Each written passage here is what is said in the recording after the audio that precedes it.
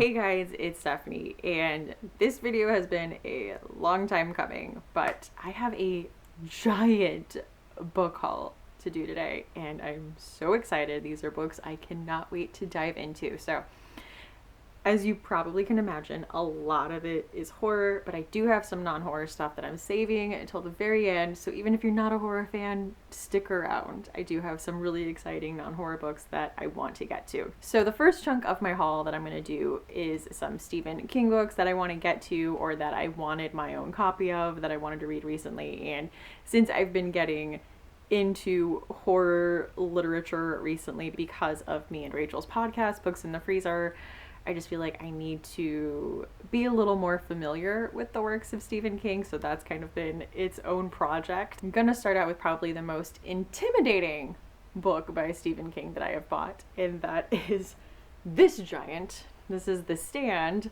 and that is gigantic, and this font is no joke. This is so big. I've heard people talk about this as kind of a post-apocalyptic story featuring some kind of biological agent, like a man escaping from a biological testing facility, and that kind of brings a chain of events linked to that, like some kind of a plague or something that is weaponized from that. It seems really interesting. Not gonna lie, maybe it's because people have been wearing those shirts with like the character names on them, and it kind of just seems like a really cool inside thing that I'm not a part of, and I want to know what it's about, and I want to be a part of it. So I'm hoping to get to this soon. My library does have an audiobook, which I don't think I will get to in one try. It'll probably have to be one I'll have to check out multiple times, but really excited to get to this sometime. And then my next two were thrift store finds that I was really excited about. They had this copy of The Shining, which I have read The Shining, but I did not own a physical copy of it. That was the first Stephen King book I ever read. I love this edition of it. This is one of my favorite editions, so I was really glad that I saw this. And of course, then I had to pick this up too. This is one I've seen the movie, have not read.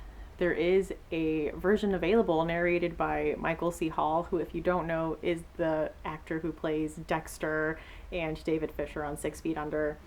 And I'm really interested in that. You know, he did a lot of voiceover on Dexter. There's a lot of voiceover in that show, so he has a really good voice for this. I think that's one I'm gonna have to check out by him, but loved the movie, haven't read the book, and I know this is like classic need to read Stephen King. And the last Stephen King book I bought, I picked up at a library sale, and it is Dr. Sleep. And I picked this up because this is the sequel to The Shining, and this follows Danny as an adult. See, it says Red Rom. So hopefully we'll also be getting to this soon. Now to my horror chunk of the haul.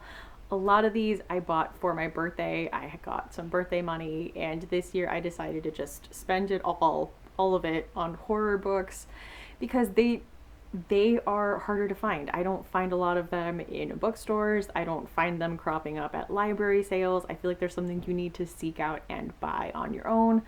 So, and some of these were just authors I wanted to support and read, or they just had beautiful covers and I needed to have them. The first book I'm going to talk about is actually from an author who is also a booktuber, and this is Bay's End by Edward Lorn. I've been wanting to read his stuff, and then he just did a video about how his novels are connected and where to start, and he said, you know, most of his novels go back to this one, and this is about boys who live in a small town, and they do some kind of a prank on a police officer, and there is really bad consequences to that. I also really liked it because the cover seems very Purge-esque. It was good that I watched his video and saw that this is probably where you should start because this is the one I wanted to read the most. So I'm really excited to read this, and then if I go on with his other books, to see that like everything that they're talking about is from this book. So yeah, of course, I will leave a link to his channel below. He does a lot of Stephen King videos, like how they're all related and ranking them and stuff. So if you're interested in that, definitely check out his channel. The next book was actually sent to me by Word Horde, and this is Corpsepaint by David Peake. This is about a metal band who's got quite the reputation, but then they I think they go to like Eastern Europe and meet up with another metal band, and they're into some like dark stuff, and it gets like real creepy. So love this cover, absolutely beautiful. And I don't, like I said, I don't know a whole lot going into it, and I'm sorry you're watching my book hauls, but that's how I like to read books, is to just kind of get like a general idea and then go into it. And I don't like to go in with a lot of preconceived ideas of what a book is going to be. Word Horde has been killing it with their covers lately. I am loving this one. The next book I picked up for my birthday was A God in the Shed by JF Dubeau, and this cover, of course, beautiful. And I know this takes place in a town where there's like a serial killer going around, but then when they actually look into it, actually possibly leads to something that's even darker than that. So really want to read this. So I am so excited to get to this. This has been on my wish list forever. So like when I got my birthday money, I was like, I need to buy a copy of that. The next book I bought was also one I've been wanting for a long time. It's one I couldn't find anywhere while I was going out, and this is The Elementals by Michael McDowell. My library doesn't even have a copy of this, and this is one I'd been wanting to read. And I know Katie at Chapter Stacks read this and just absolutely loved it. This is a southern gothic horror about this like crumbling mansion down south.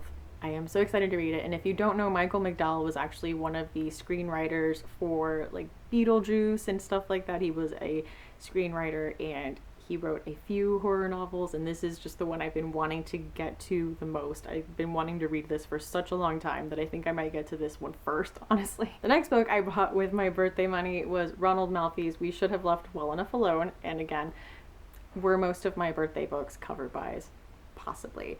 But Ronald Malfi is an author I've been wanting to get into. I keep looking at his books and I'm like, all of them sound fascinating. I want to read all of them right now. And this is a collection of short stories. Someone recommended it to me. I want to say either on Twitter or Instagram specifically, this book. So I want to read it. So it's really good. I've noticed that short stories are just such a great way to kind of gauge a person's style and see if you mesh with it. So really excited to get to this one. One that I actually did find at a library sale, surprisingly, was William Peter Blatty's Legion. William Peter Blatty was the author of The Exorcist. So just when I saw the author title, I was like, I need this book right now. And this does have kind of an exorcism angle, but it definitely seems more of like an investigation kind of, maybe not murder mystery, but it definitely seems to have like an investigation mystery type aspect to it, which I'm really interested in. And I really loved William Peter Blatty's writing in The Exorcist, so definitely looking forward to continuing on with this.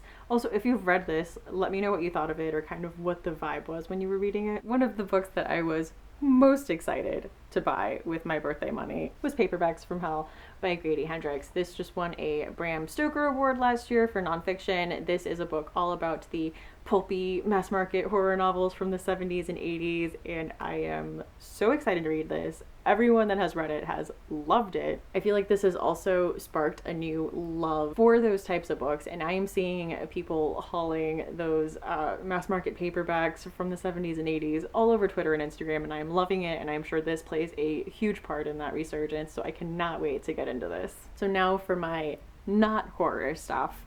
I picked up her Fearful Symmetry by Audrey Niffenegger, who is the author of The Time Traveler's Wife, and I know this is a little more of a literary ghost story. Someone recently was on What Should I Read Next with Anne Bogle, the podcast, and they mentioned that this was one of their favorite books ever and that they reread it every year, and that piqued my interest because I know this is a ghost story and it has literary elements, but I didn't know that it had such rereadability, which meant that it had a little more depth. So I will hopefully be getting to this one soon. The next two books I actually picked up at the Dollar Tree. Whenever I go to the Dollar Tree, I always completely tear apart their book section. I put everything back, but I go through every book because sometimes there are some hidden gems in there if you look hard enough. So I found Cristina Hernandez, The Book of Unknown Americans. I know this takes place in Delaware and it follows a boy and a girl who fall in love. Their families have both immigrated to Delaware from Mexico, and just everything that they go through, including their love story and what it means to be an American. And this has been on my to-read list for a long time, so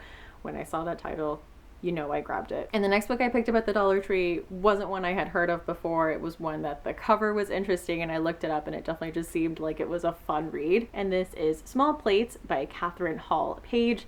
This is 11 short stories, but they are mysteries. And one genre of short story that I have not really gotten into is a mystery short story. And this seems like something I could pick up and read in a day or two. So I will let you guys know when I get to this what I thought of it, because this was definitely an impulse buy. The next book that I want to talk about is Shadow Child by Rana Reiko Rizzuto. And this is about what it was like for these two sisters growing up in Hawaii in the 50s and 60s. They were raised by a single mother who is described as being maybe a little unstable, and I think there's a flash forward to their lives in the present day, and one of them is living in New York and receives a call from the younger sister, and I think they have to revisit stuff about their past. So it just seemed really interesting, and this will be coming out probably around the time that this video posts, like around May 8th this should be available, so I'm hoping to get to this soon. So this just definitely seems like the kind of literary fiction that I'm into, with family dynamics, and I don't think I've read any stories that are set in Hawaii, so we'll see about this. The next 3 books I found at a thrift store. I looked at them and I thought, what are you doing here? And it was these 3 books by Vladimir Nabokov. I loved Lolita, and I've been wanting to read more by him. I think I wanted to read Pale Fire, and then it came with 2 other books. So that's Speak Memory, and I don't know how you say that, Nin?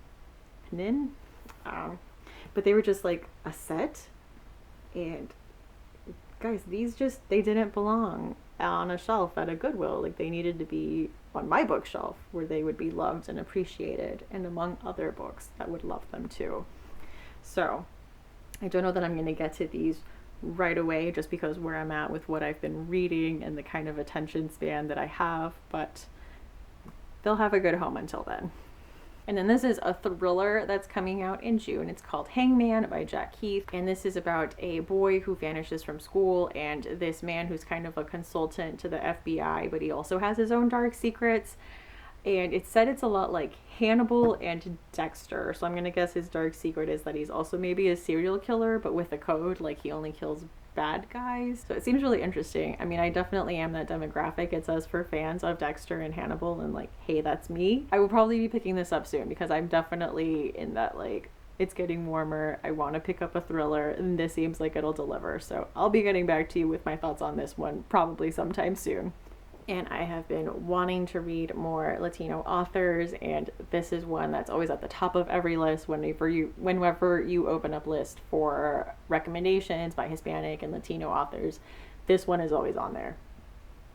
This one is always on there. So I felt like I saw it, I needed to have it. Very last book, yep, we're almost done. The very last book I won in a Goodreads giveaway, and I was so excited, is The Book of M by Peng Shepherd. And this seems like a dystopian story. It says it's like The Passage and Station 11, but something happens where a man, his shadow disappears, and it starts to become an epidemic, and the world starts falling apart. And it's about this group of people and how they're dealing with all this stuff happening. So it totally sounds 100% up my alley. This is beautiful. I'm so excited. I'm hoping to get to this soon. So anyway, guys, thank you for sticking around and watching that entire book haul. Please let me know if you've read any of the books that I have held up, and maybe if you just want to get excited with me about any of the books that I held up, please talk to me in the comments. Like I said, thank you so much for watching, and I hope to see you again soon. Bye!